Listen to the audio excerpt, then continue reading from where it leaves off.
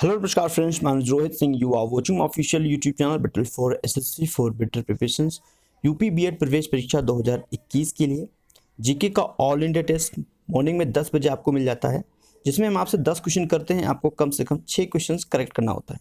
6 question का मतलब होता है 60%। और अगर आप 400 में से 250 प्लस लाते हैं 60% के ऊपर, तो डेफिनेटली आपको गवर्नमेंट सीट डेफिनेटली मिल जाता है। ठीक है, आइए क्वेश्चन को करते हैं। इन क्वेश्चन से आपको बहुत कुछ सीखने को मिलेगा। तो पहला क्वेश्चन हमारा है, चंपारण से प्रारंभ हुआ प्रथम सत्याग्रह की खेती के विरुद्ध किया गया था। तो कौन सी खेती के लिए यह आंदोलन किया गया था? राइट आंसर है आपका नील की खेती। ठीक है, नील बागान किसानों के जीवन को सुधारने के लिए महात्मा गांधी जी ने 1917 में यह सत्याग्रह स्टार्ट किया था। कब स्टार्ट किया था? 1917 में। कहाँ से किया था? चंपारण, जो कि एक क्षेत्र है। ठीक है, चंपारण सत्याग्रह आरंभ किया। इस आंदोलन में नील की खेती करने वाले चंपारण के किसानों को और उत्तर बिहार के अन्य क्षेत्रों के किसानों की समस्याओं पर विचार किया गया था। ठीक है, तो आपको पता होना चाहिए कब स्टार्ट हुआ था चंपारण। तो 1917 में स्टार्ट किया था। महात्मा गांधी के नेतृत्व में ये स्टार्ट हुआ था। किस लिए विरोध किया गया था? तो नील की खेती के जो किसानों थे उनके जीवन को सुधारने के लिए यह आंदोलन किया गया था। और इसी आंदोलन से गांधी जी का पॉलिटिक मतलब राजनीति में प्रवेश हुआ था। ठीक है, आइए नेक्स्ट देखते हैं 27 नंबर क्वेश्चन। विक्रमशिला विश्वविद्यालय का संस्थापक कौन था? विक्रमशिला विश्वविद्यालय के संस्थापक कौन है? धर्मपाल। ठीक है, राइट आंसर क्या है? धर्मपाल। अच्छा, कब किया गया था ये? तो इसकी स्थापना पाल शासक थे। ठीक है, पाल शासक थे धर्मपाल। और 783 से लेके और 820। ठीक है, ये कार्यकाल था धर्मपाल का। ठीक है, जो शासक थे पाल वंश के। ठीक है, और नालंदा विश्वविद्यालय के साथ, आपको पता है नालंदा विश्वविद्यालय और विक्रमशिला विश्वविद्यालय दोनों विश्वविद्यालय फेमस थे। तो नालंदा विश्वविद्यालय के साथ साथ पाल साम्राज्य के दौरान बौद्ध शिक्षा के लिए दो प्रमुख केंद्र में से एक विक्रमशिला विश्वविद्यालय भी माना जाता है। लेकिन क्या हुआ था, इसका नष्ट होने का एक कारण यह है कि दिल्ली सल्तनत का एक सेनापति था। उस समय दिल्ली सल्तनत का एक सेनापति था जिसका नाम था बख्तियार खिलजी। तो उसके आक्रमण के दौरान इस विश्वविद्यालय को काफ़ी क्षतिग्रस्त हुआ था और नष्ट हुआ था। ठीक है, क्लियर हुआ? आइए कुछ क्वेश्चन और देख लेते हैं। जब भारत स्वतंत्र हुआ था, इंडिया जब फ्रीडम हुआ था, स्वतंत्र हुआ इंग्लैंड से, तो उस समय इंग्लैंड के प्रधानमंत्री कौन थे? अच्छा क्वेश्चन है, काफ़ी अच्छा क्वेश्चन है। क्लेमेंट एटली। ठीक है, याद रहेगा ना? 26 जुलाई 1945, 26 जुलाई 1945 से 1946, अक्टूबर 1951 के दौरान क्लेमेंट एटली इंग्लैंड के प्रधानमंत्री थे।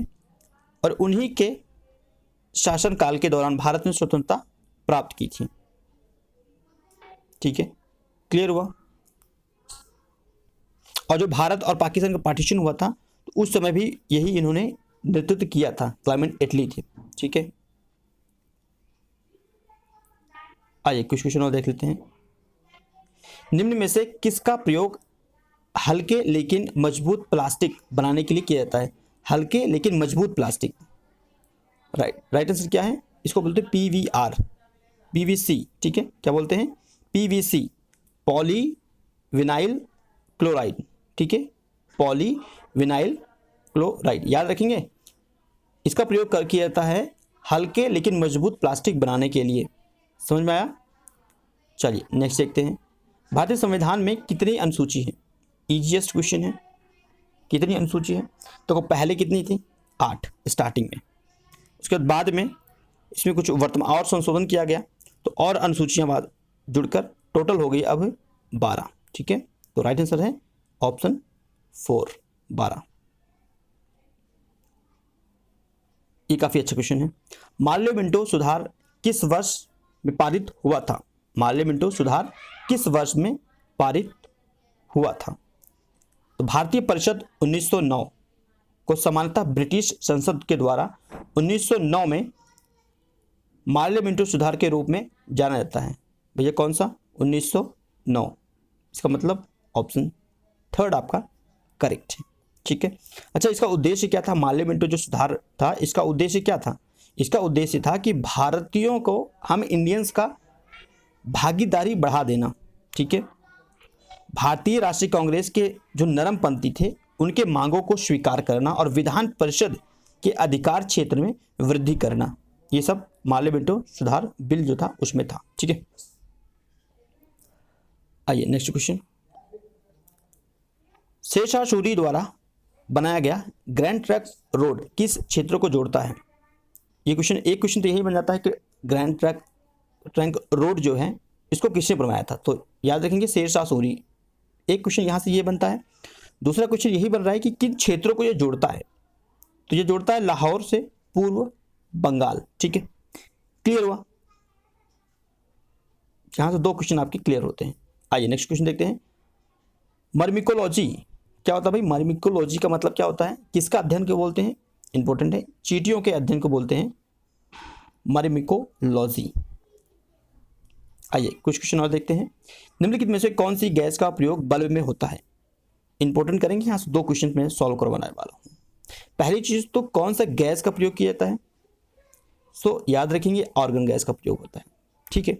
और जो हमारा बल्ब होता है, इलेक्ट्रिक बल्ब होता है, उसमें कौन सा धातु प्रयोग किया जाता है? एक क्वेश्चन ये बनता है, तो कौन सा धातु? टंगस्टन। टंगस्टन फिलामेंट, याद रखेंगे टंगस्टन फिलामेंट। आइए नेक्स्ट देखें। क्लोरीन गैस निम्नलिखित में से किसका मुख्य घटक है?